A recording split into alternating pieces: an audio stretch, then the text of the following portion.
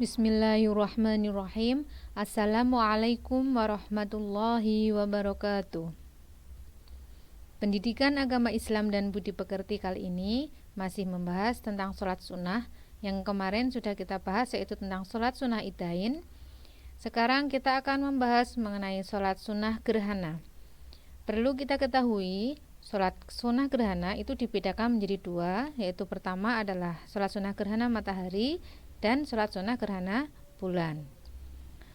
Sebelumnya kita akan membahas terlebih dahulu tentang Quran surat Fussilat ayat 37. A'udzu billahi minasyaitonir rajim. Bismillahirrahmanirrahim.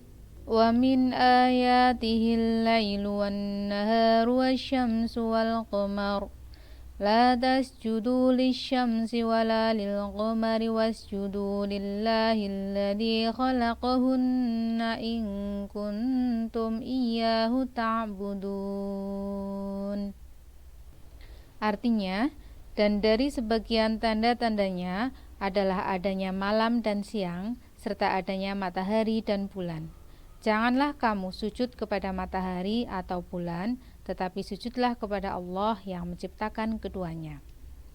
Dari Quran surat Fussilat ayat 37 ini kita diperintahkan oleh Allah Subhanahu wa taala untuk sujud kepada Allah Subhanahu wa taala semata, tidak sujud kepada gerhana matahari atau gerhana bulan, tidak menyembah matahari ataupun menyembah bulan. Selanjutnya, sholat khusuf yaitu adalah sholat sunnah yang dilaksanakan setiap terjadi gerhana bulan.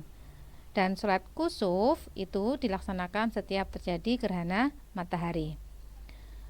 Apa hukum melaksanakan sholat sunnah gerhana? Hukumnya yaitu sunnah muakkadah atau sunnah yang sangat dianjurkan untuk dilaksanakan. Kemudian, bagaimana tata cara kita melaksanakan sholat gerhana? Pertama, sholat gerhana itu dianjurkan untuk dilaksanakan secara berjamaah.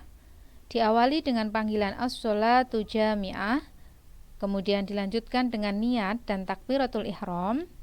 Contoh niatnya yaitu ketika menjadi imam, usolli sunnatal khusufi rok'ataini imaman lillahi ta'ala. Ketika menjadi makmum, usolli sunnatal khusufi rok'ataini ma'muman lillahi ta'ala.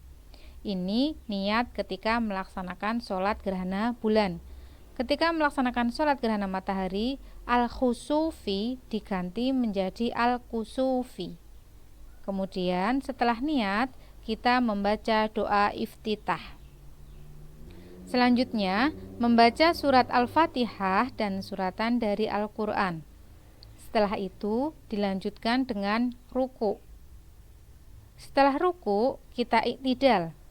Nah, setelah iktidal ini kita masih membaca surat Al-Fatihah untuk kedua kalinya dan juga suratan dalam Al-Quran. Kemudian kita ruku lagi. Setelah ruku kembali iktidal atau berdiri. Setelah iktidal kita sujud. Selesai kita melaksanakan sholat pada rakaat pertama, kita lanjut pada rakaat kedua. Setelah tadi sujud, kita kembali berdiri, diulang sama dengan rakaat pertama, yaitu diawali dengan membaca surat Al-Fatihah dan suratan pada Al-Quran. Kemudian ruku, setelah ruku iktidal, kemudian membaca Al-Fatihah kembali dan suratan pada Al-Quran. Setelah itu kita kembali ruku, iktidal, kemudian sujud, membaca tahiyat akhir dan diakhiri dengan salam. Setelah sholat gerhana selesai, kemudian dilanjutkan mendengarkan khutbah. Kemudian apa saja anjuran pada saat gerhana? Yang pertama yaitu memperbanyak zikir, kemudian membaca istighfar, membaca takbir, melaksanakan sedekah dan amal soleh yang lainnya. Apa saja hikmah kita melaksanakan sholat gerhana? Yang pertama, mengajarkan amalan yang diajarkan oleh Rasulullah Shallallahu Alaihi Wasallam. Yang kedua, mendekatkan diri kepada Allah Subhanahu Wa Taala. Kemudian yang ketiga, pengingat akan hari kiamat.